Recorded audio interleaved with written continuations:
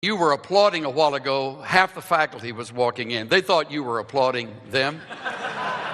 And since that was all inadvertent, we never do this around here, but I think it'll be a great day for us to thank this faculty for their faithfulness through the years and what they do.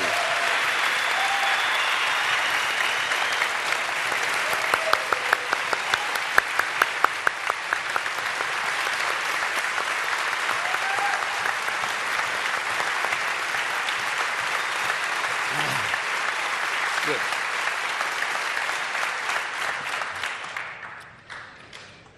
That's great. Won't help your grades, but it's the right thing to do.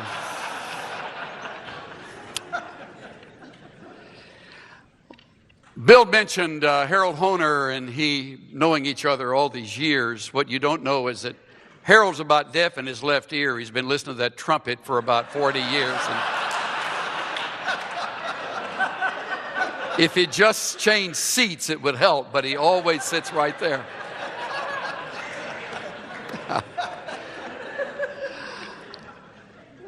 Warm welcome to all of you who are looking at the school.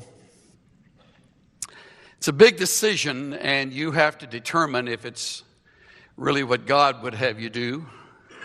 We would have you do it, and if you ask us, we're all biased, so you'd get the expected, predictable answer, but you wait on God, and He'll make it clear to you what you should do. Because you will invest years of your life here, and you will form habits for ministry.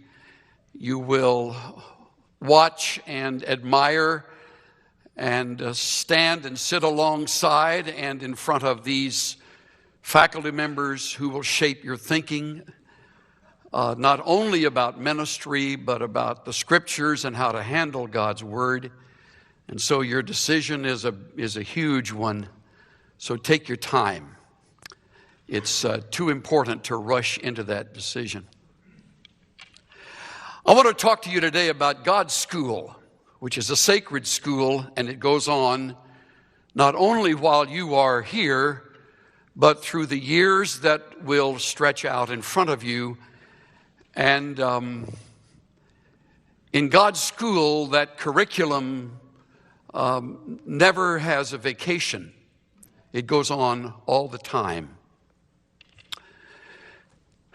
Let me set that up by saying when I was a first-year student here back in 1959, one of the guest preachers was Alan Redpath, who was at that time pastor of Moody Church up in Chicago. Can't remember what he was talking on, but I do remember and will never forget one statement he made that I have quoted on a number of occasions in my own ministry of now just about 45 years. He said, when God wants to do an impossible task, He takes an impossible person and crushes him.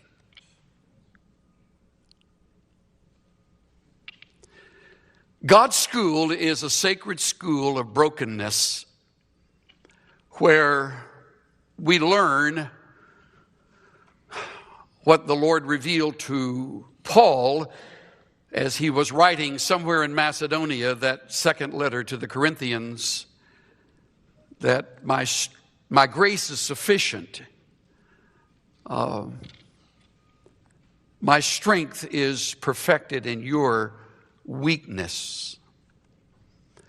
Now, the problem comes in the school that God conducts in dealing with us, because most of us do not really truly believe that truth.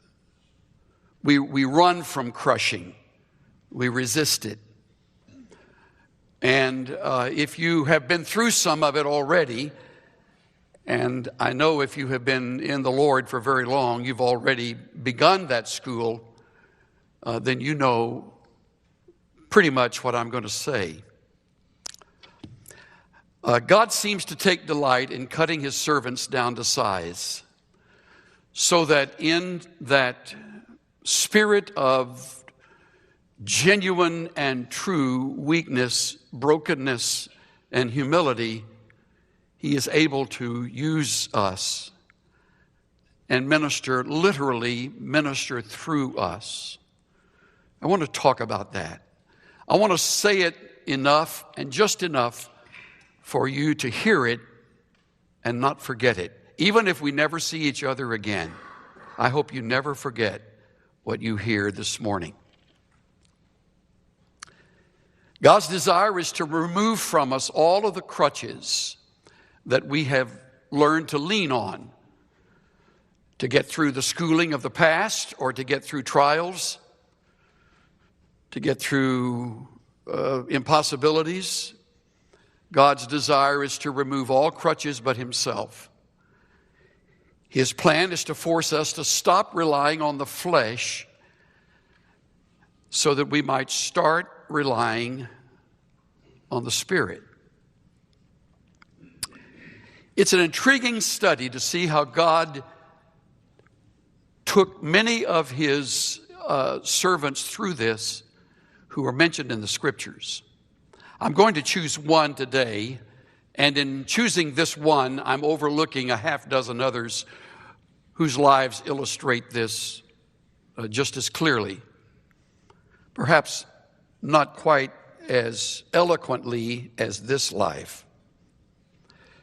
But here we will find the classic study of brokenness. The story begins in this man's life actually before he ever was made aware that he would be used of God in any way. He was simply the youngest in a family of 8 boys. And being the youngest, it's doubtful that the thought of being a leader ever entered his mind. He kept his father's sheep, and he was faithful at that. For all we know, he did not spend all his nights under the roof of Jesse's home, but perhaps lived in the field and learned how to handle himself there very well. Prior to anything significant happening to him, a king was ruling who had proven himself an unfaithful monarch, even though he was the king of Israel.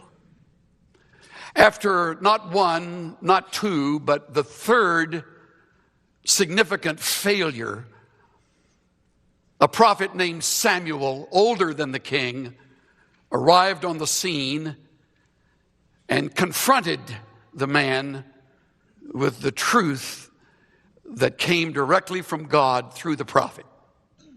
You have disqualified yourself from sustaining the role of king over my people. And I'm referring to 1 Samuel 15.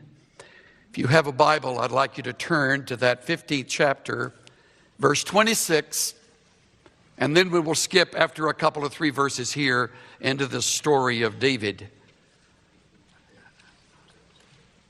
and the unique way God used Saul in David's life.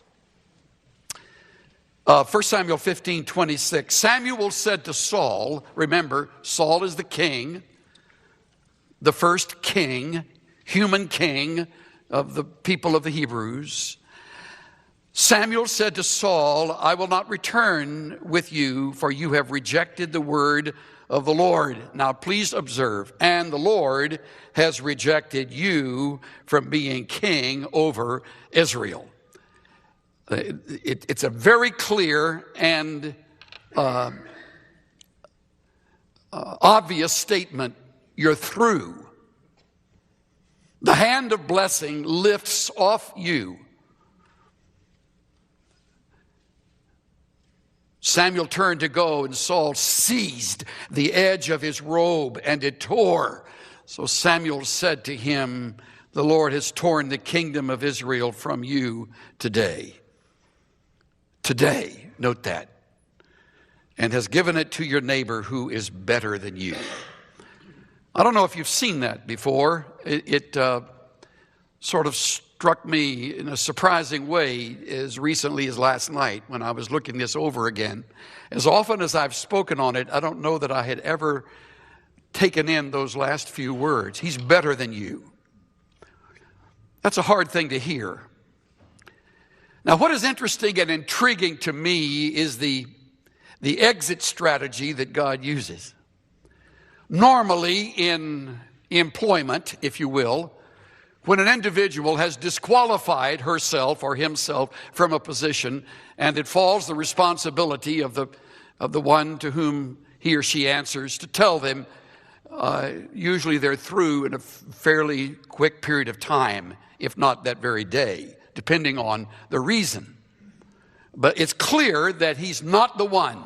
It's clear that the Lord has removed the authority from him. It is clear that today it's over. But what isn't stated is the plan God has in mind. Think of it. Saul remains king for an undetermined number of years, probably more like 12, maybe 13 more years. Think of it. So he knows that there will be another better than he coming. He's already insecure, feeling guilty, ashamed, as he should have felt. In fact, if it wasn't felt before, the last words of chapter 15, look at that last sentence. The Lord regretted that he had made Saul king over Israel. Wouldn't you hate to ever think those words would ever have your name in them? It's a haunting thought. The Lord regretted that Saul had ever been appointed king. Now,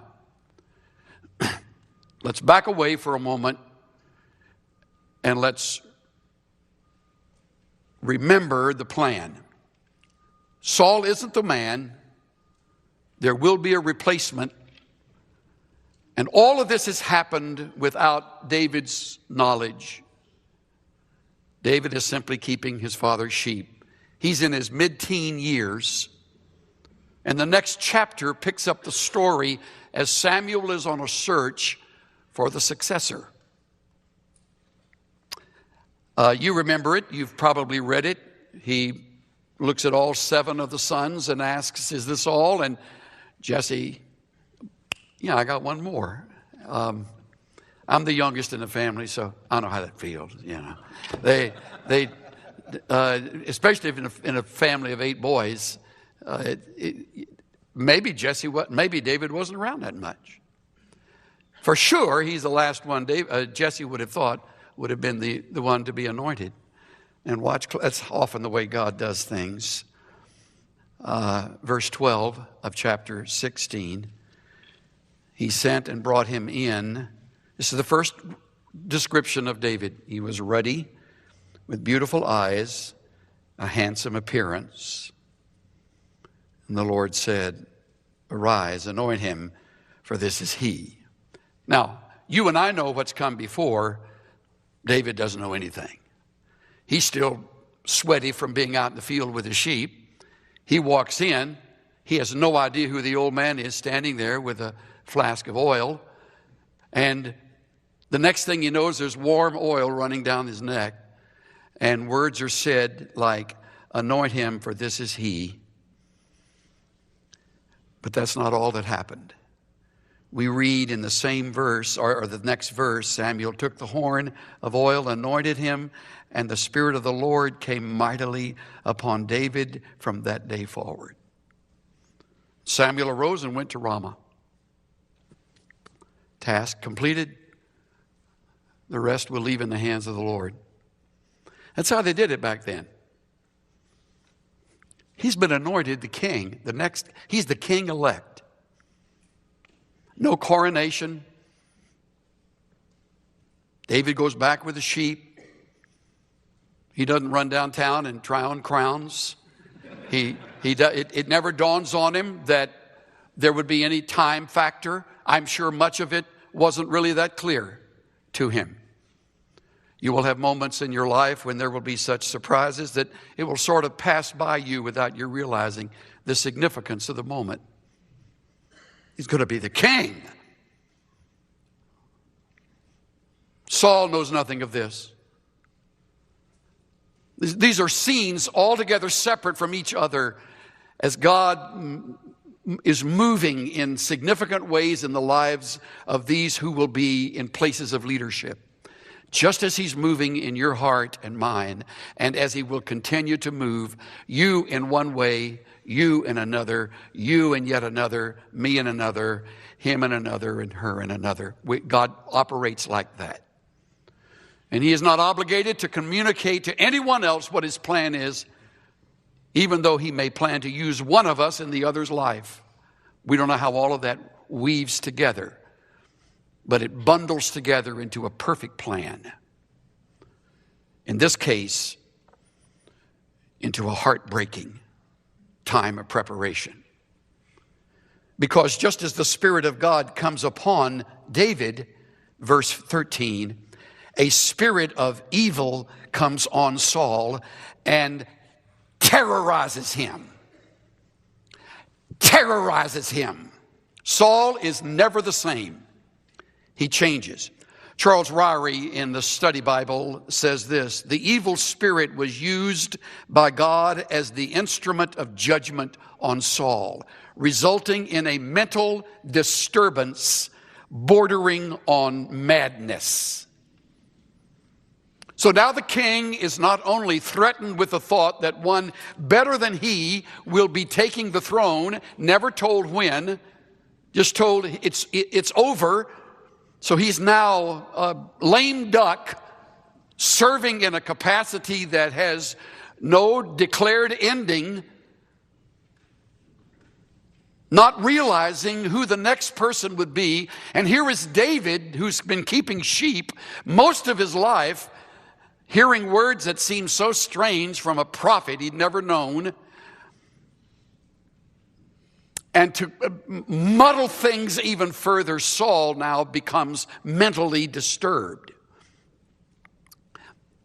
Before I go any further, just an addition here. If you have ever served along someone struggling with mental illness, emotional illness, you don't need any further explanation. If you haven't, you can't imagine the madness that accompanies the actions, the reactions.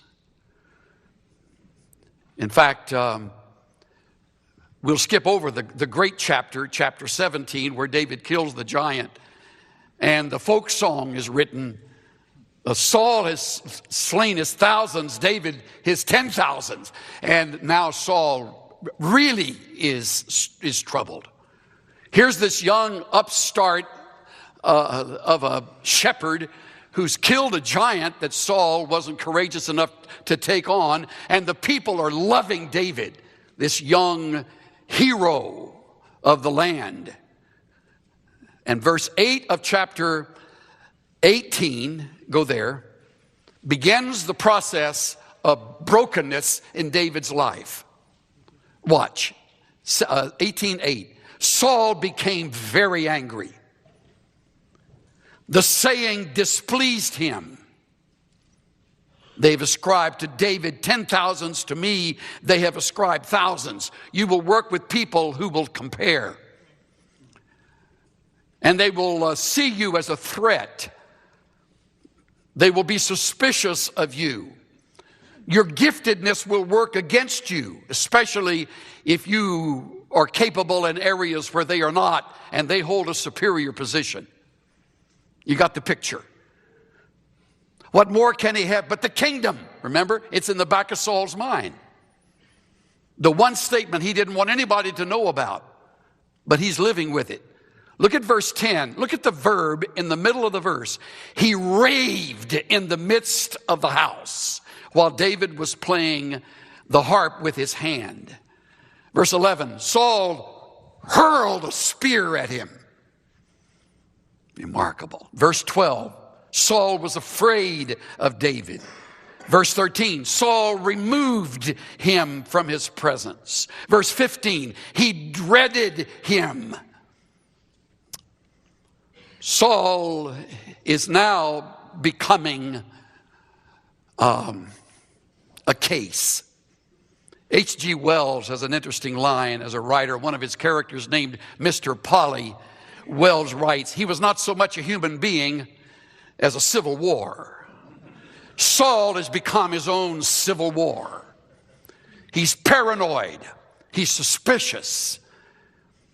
He is angry. He is unable to sleep. He's raving. David is dodging spears more than once. I took the time to mark and read in my Bible in these 3 chapters. He even plans to give David one of his daughters. Before you get impressed with that, this is a bad woman he's going to give to David. And verse 21, Saul thought, I will give her to him that she may become a snare to him, and that the hand of the Philistines may be against him. Look, he's even hoping the enemies of Israel will wipe out this young whippersnapper. And if he doesn't, at least his new wife will make his life miserable enough to want to take it. Verse 22, speak to David secretly. So now there's secrecy. Into verse 25, Saul planned to make David fall by the hand of the Philistines. Verse 29, Saul was even more afraid of David. Saul was David's enemy continually. Maybe you haven't lived long enough to have an enemy like that. Thank God if you have never known such a thing. Some enemies track you and stalk you. They hate you whether you're there or not. Their goal is to make your life miserable, is to ruin or weaken your ministry. Their hope is to put you down and watch you fall and deceptively maneuver and manipulate things to make sure that happens. This is Saul in David's life. Verse 19, Saul told Jonathan, verse 1 of chapter 19, Saul told Jonathan, his son, and all his servants to put David to death. How about that? Talk about distracted. He's now telling his own boy, you make sure there's a hitman that finishes him off. Verse 9 tells the story of another spear. Verse 10 says Saul tried to pin David to the wall with the spear. Saul sent messengers to David's house to watch him in order to put him to death. What am I doing? I am deliberately staying on it like the physician puts his finger on the point of pain and presses and says, does that hurt? And when you say it does, they never back off. They push harder. And that's what Saul's doing. Does that hurt? You haven't felt anything yet. He's going to get David out of his life.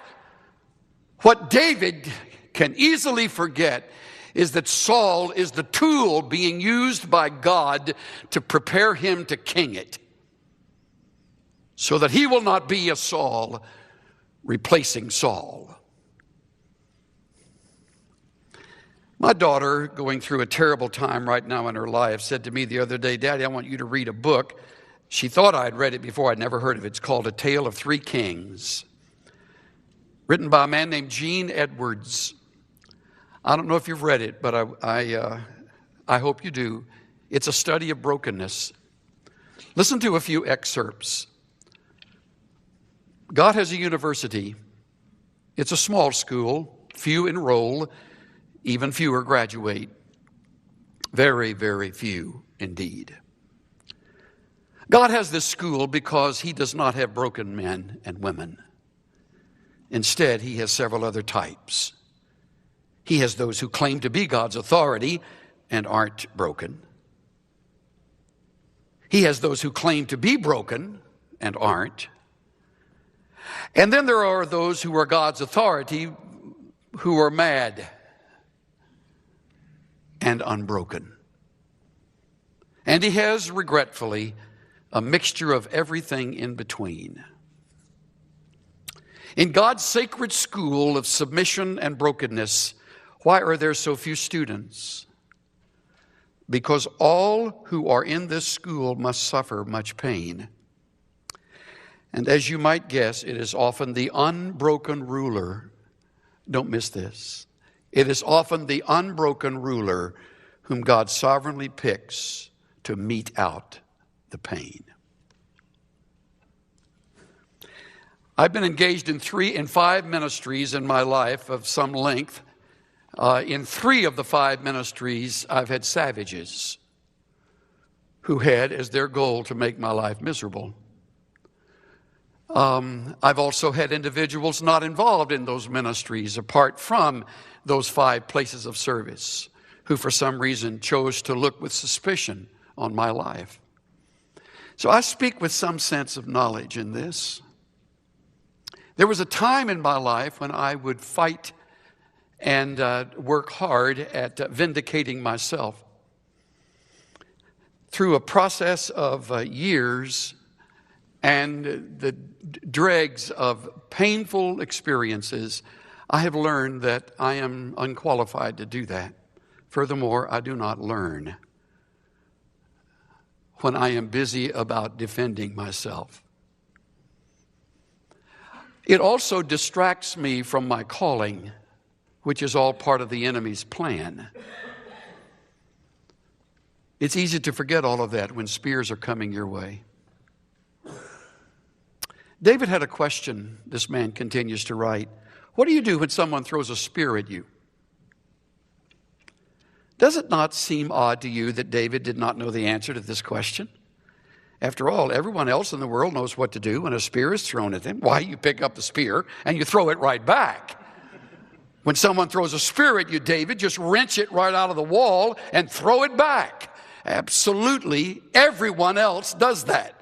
You can be sure. And in doing the small feat of returning thrown spears, you will prove many things. You are courageous. You stand for the right. You boldly stand against the wrong. You are tough and can't be pushed around. You will not stand for injustice or unfair treatment. You are the defender of the faith, the keeper of the flame.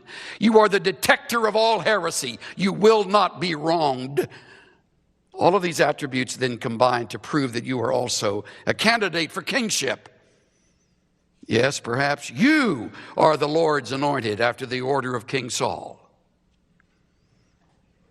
There is also a possibility that some 20 years after your coronation, you will be the most incredibly skilled spear thrower in all the realm, and most assuredly, by then, quite mad.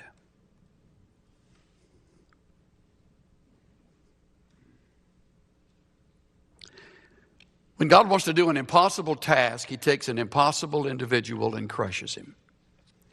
Has spears thrown at him. Has people say things about him that are not true. Brings out in his life Sauls and other individuals who team together to finish you off. Now, why would I talk to you about this? I mean, some of you are just thinking about ministry. If you're looking for a reason not to get in, you're getting it today, aren't you? One of my favorite lines when someone tells me they're interested in ministry, I always say, if you could be happy doing anything else, do that. If you can't, then it's a calling. Walk in with your eyes wide open.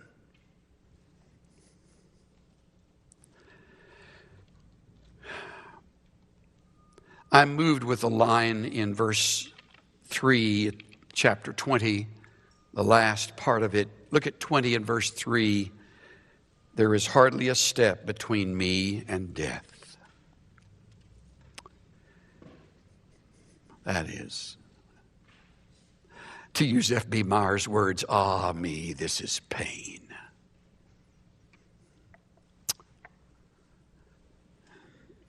I think some of the people who are on this platform understand that line. I don't know that I've come to that place where there was just a step between me and death. There have been days when I would wish for death.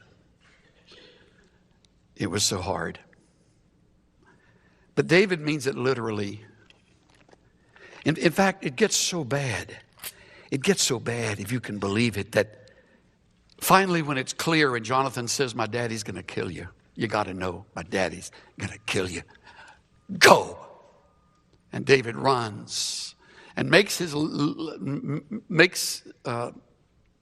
existence in the caves of En-Gedi. If you ever go to Israel, be sure that somebody drives you near so you can walk up to the caves of En-Gedi. He probably showered in the waterfall on the hillside. He lived his life for years in caves and dens. This is the king-elect. This is the man who remembers the oil coming down the back of his neck. Living in a cave for years as Saul plans a way to finish him off.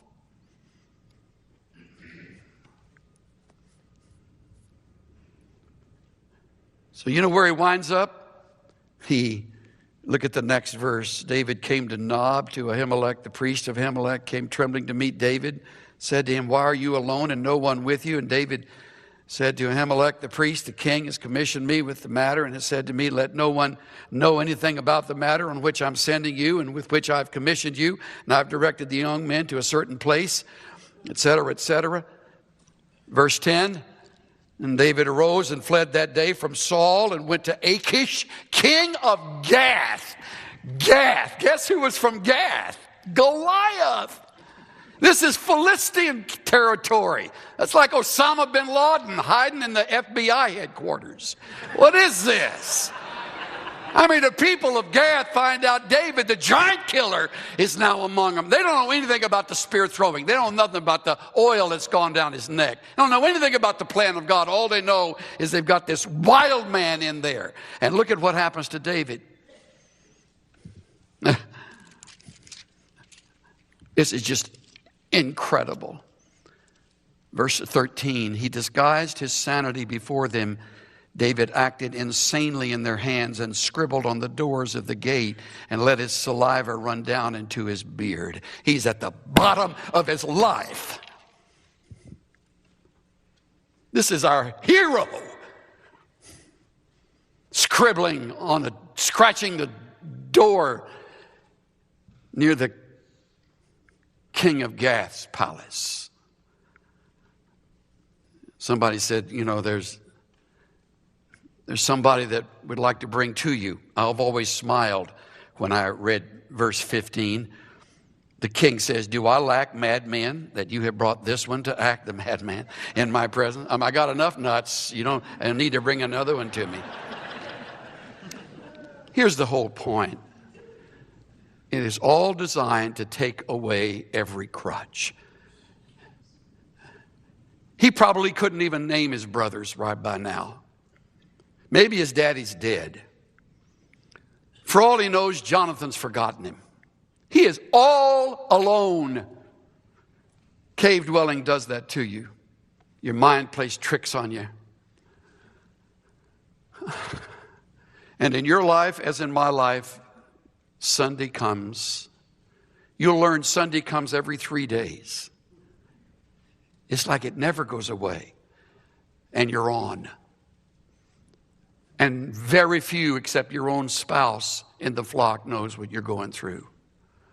It's not something you take to the pulpit with you. Every crutch being removed. Why? Because it's God's school to break you down. When he wants to do an impossible task, he takes an impossible person and crushes him. One thing good about all this time is the Psalms he wrote. I haven't the time to read most of them, but turn to Psalm 35. I love it. Contend, O Lord, with those who contend with me. Fight against those who fight against me. Notice where he takes the fight. He looks up. Contend with those who contend with me. Look at Psalm 54. This is a maskil of David when the Ziphites came and said to Saul, is not David hiding among us? Save me, O God, by your name. Vindicate me by your power. David's not out with somebody defending him. He's all alone. He said, Lord, you do that for me. Hear my prayer, O God. Give ear to the words of my mouth.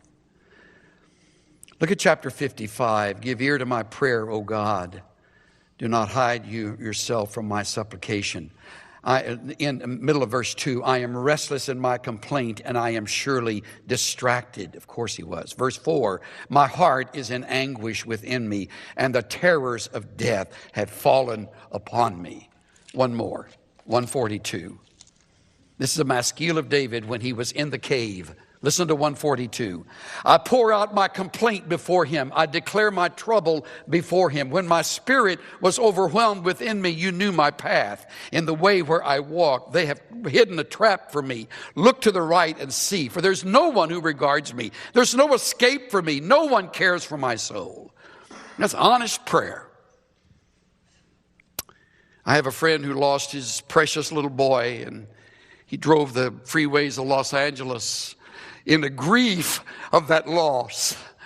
And Dennis said, all the way through the night, for hours as I drove, I just screamed and I poured out my soul to God. I said things that I would never admit to anybody else. And I got back into my driveway and I was just dripping wet.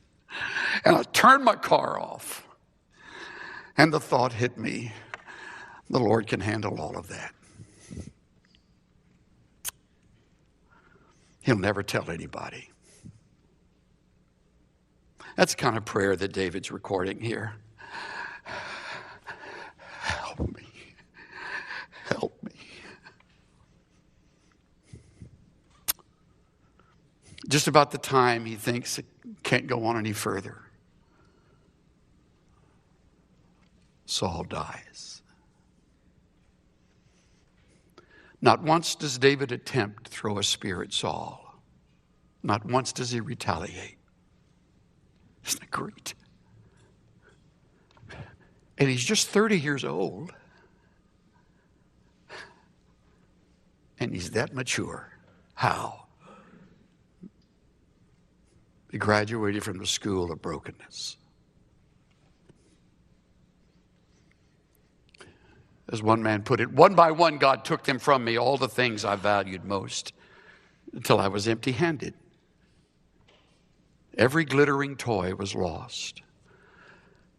And I walked earth's highways grieving in my rags and poverty till I heard his voice inviting, lift those empty hands to me.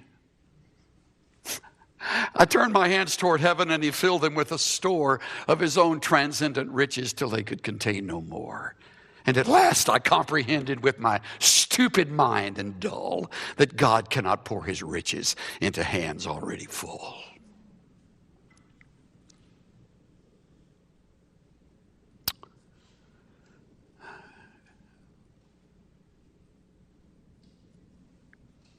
I have no idea what God has for you, but I can assure you, if his plan is to use you significantly, there will be Sauls in your life.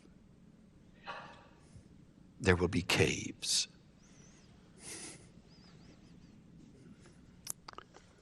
And hopefully there will be psalms that come from that. Psalms of lament and brokenness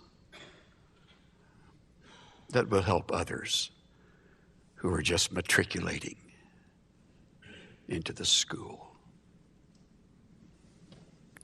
Let's bow our heads.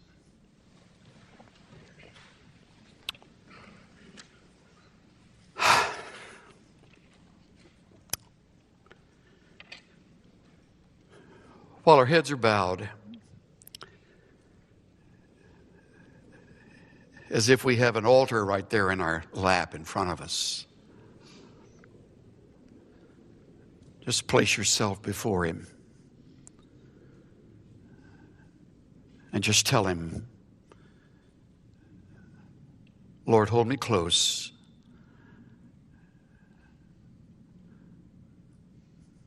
Help me through these excruciatingly penetratingly difficult days. Keep my eyes fixed on you.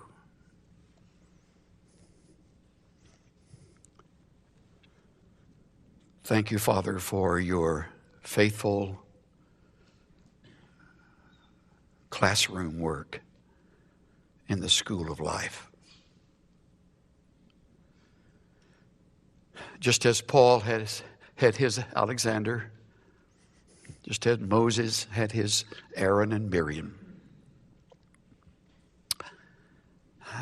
just as Nehemiah had his Tobiah, Sanballat, and Geshem, just as David had his Saul, we all will be there. As you crush us, remold and make us that we might be effective, empty-handed, open-hearted instruments used for the Master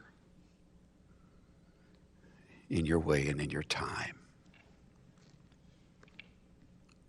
For Jesus' sake. Everybody said.